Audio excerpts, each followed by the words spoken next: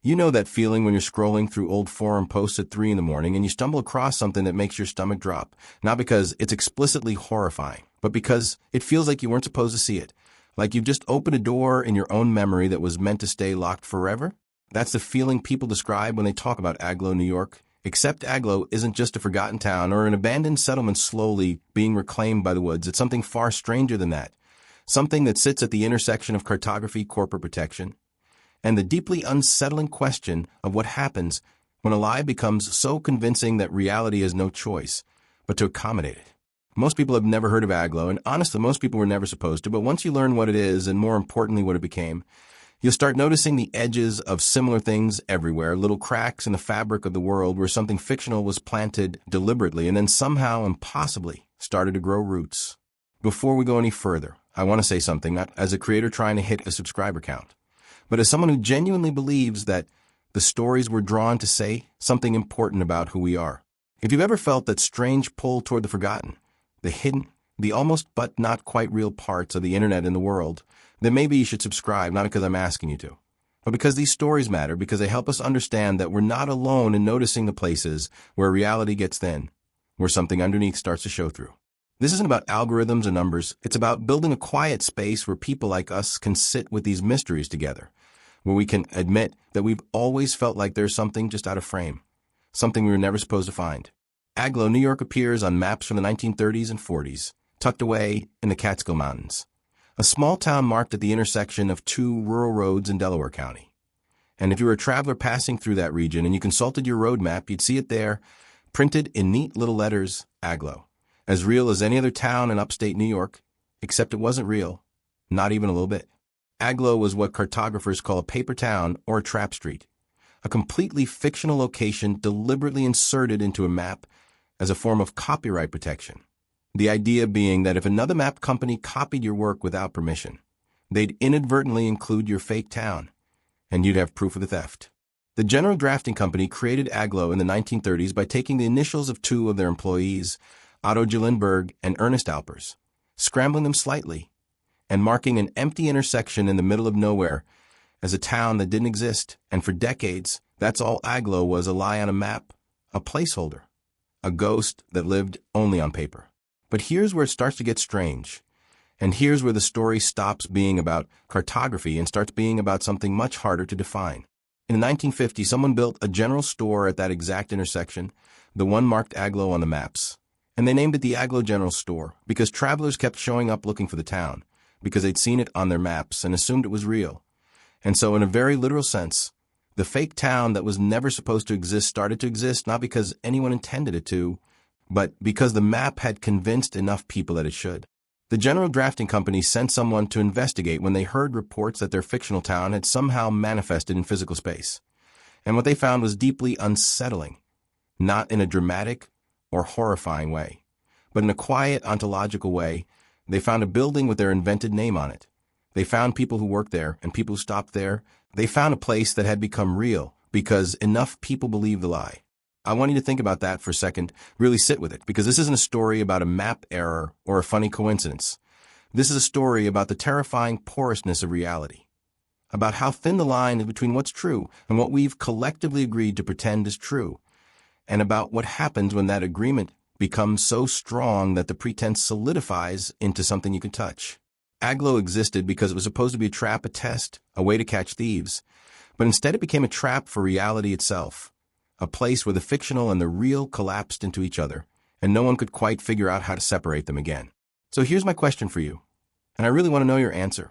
Have you ever been somewhere that felt like it shouldn't exist, like it was somehow out of place or out of time? Like you'd stumbled into a location that was only supposed to be theoretical? Or maybe you've seen a place on a map or online that you swear was real, but when you went looking for it later, it was just gone, erased, like it had only ever been a glitch in your perception. Drop a comment and let me know. And if you want, you can just copy and paste this. I've seen something like this before, because I think a lot of us have had that experience, that moment where the world doesn't quite line up with itself, and talking about it, sharing it. That's how we figure out whether we're experiencing something real or whether we're all just caught in the same strange dream. The Agloe General Store operated for years, serving travelers and locals, existing in that weird liminal space where it was both a real place and a fictional one, both a functioning business and a copyright trap. And maps continued to list Aglo even after the store eventually closed, because by that point, enough people remembered it, enough people had stopped there or heard about it, that removing it felt like erasing something that had actually happened, even though technically it never should have happened at all. Rand McNally, one of the competitors of General Drafting, included Aglo on their maps too. And when General Drafting accused them of copying, Rand McNally's defense was chilling in its simplicity. They said they hadn't copied anything. They'd included Aglo because it was a real place, because they'd sent someone to verify it. And they had photographs, they had documentation, they had proof that the town General Drafting had invented as a lie had somehow become true. There's something deeply unnerving about the idea that reality is that easy to manipulate, that all it takes is a mark on a map and enough people willing to believe in it. And suddenly the mark stops being a symbol and starts being a place with a history, with stories, with people who remember being there. And once that happens, how do you undo it? How do you convince the world that something it experienced never actually existed? The answer, turns out, is that you can't, not really, because Aglo is still out there in a sense, still referenced in articles and books and internet forums, still remembered by people who stopped at that general store or drove through that intersection, still existing in the collective memory, even though the physical location is now just an empty crossroads again. And maybe that's the most unsettling part of all, the idea that a place can be both gone and still present, both erased and indelible, both fictional and more real than half the towns that were never marked on any map. But Aglo isn't alone. It's just the most famous example of a phenomenon that happens more often than anyone wants to admit. There are dozens of paper towns scattered across maps from the 20th century, little fictional dots that cartographers inserted as traps and signatures. And some of them stayed fictional. They remained harmless lies that never fooled anyone, but others didn't. Others became real in small, strange ways. A street that someone actually built because the map said it should be there, a landmark that people started referring to by its fake name until the fake name became the real name. A town that existed only in surveys and census data, but somehow accumulated residents anyway. People who moved there because they saw it listed as a place and assumed that was enough. These aren't glitches in the system. They're features. They're proof that our reality is participatory, that the world we live in is shaped as much by belief and repetition as it is by physical matter. And that's a thought that should keep you up at night. Because if a town can become real just because enough people think it is, what else are we creating without realizing it? What other fictions are we breathing life into just by acknowledging them? Just by pointing at them and saying, yes, that's there, I see it too. There are stories online, scattered across Reddit threads and obscure blogs, about people who've gone looking for paper towns, who've taken old maps and driven out to the coordinates where fictional places were supposed to be. And some of them report finding nothing. Just empty fields or intersections or stretches of road with no indication that anything was ever there. But others report finding something.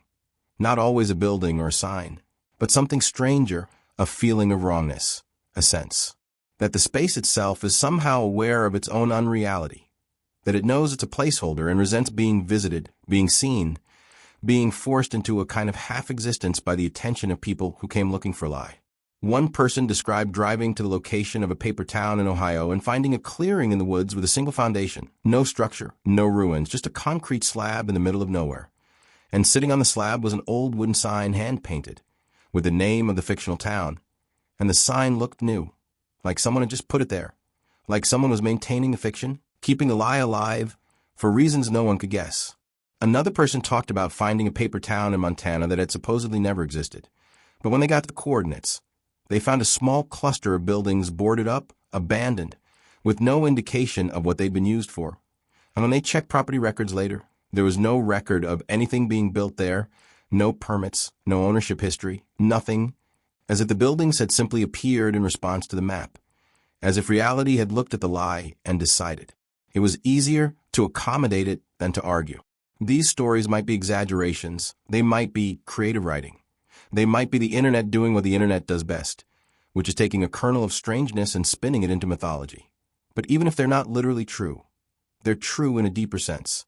They're true because they reflect something we all feel on some level. The suspicion that the world is less solid than we've been taught to believe, that the boundaries between the real and the imagined are porous and unstable, that we're all living in a reality that's constantly being rewritten by forces we don't fully understand. Aglo eventually disappeared from most maps, Not because cartographers corrected the error, but because digital mapping made paper towns obsolete. GPS coordinates and satellite imagery don't lie the way ink on paper can, or at least that's what we tell ourselves. But even now, if you search for Aglo online, you'll find it marked on some maps, listed on some websites, referenced in some databases, existing in that strange digital afterlife where information never fully dies, it just gets archived, buried, waiting for someone curious enough to go digging. And people do go digging, because stories like Aglo tap into something primal, something that goes beyond mere curiosity. They tap into our need to believe that there are still places in the world that haven't been fully explored, fully cataloged, fully understood, places where the rules are different, where reality is negotiable, where you might drive down a country road and find yourself somewhere that doesn't exist on any official record, but feels more real than anywhere you've ever been. The thing that stays with me, the thing I can't stop thinking about, is the idea that Aglo was never supposed to be a mystery. It was supposed to be a tool, a simple legal safeguard, a way to protect intellectual property. But instead it became a doorway, a crack in the world through which something strange could slip in. And now it exists in this weird liminal space where it's both a historical fact and a philosophical problem, both a place you can point to on a map and a place that was never supposed to be there at all. And maybe that's what lost media really is, not just forgotten videos or deleted broadcasts, but any piece of information that exists in defiance of its own origins, any story that refuses to stay fictional, any lie that becomes so convincing it overwrites the truth. So the next time you're looking at a map, digital or otherwise, and you see a place you've never heard of, a town with a strange name in the middle of nowhere, maybe take a second to wonder, is that place real because it exists, or does it exist because someone somewhere decided to mark it on a map and enough people believe them? And if you ever find yourself driving through a place like that, a place that feels just slightly wrong, just slightly too empty or too quiet, just slightly like it's holding its breath waiting for you to leave, maybe don't dismiss that feeling, because maybe you've stumbled into one of those places where the world is still deciding whether it's real or not. And your presence there, your acknowledgement of it, might be the thing that tips the balance one way or the other. Aglo exists because we looked for it, because we believed in it, because we gave it enough attention that reality had no choice but to let it in.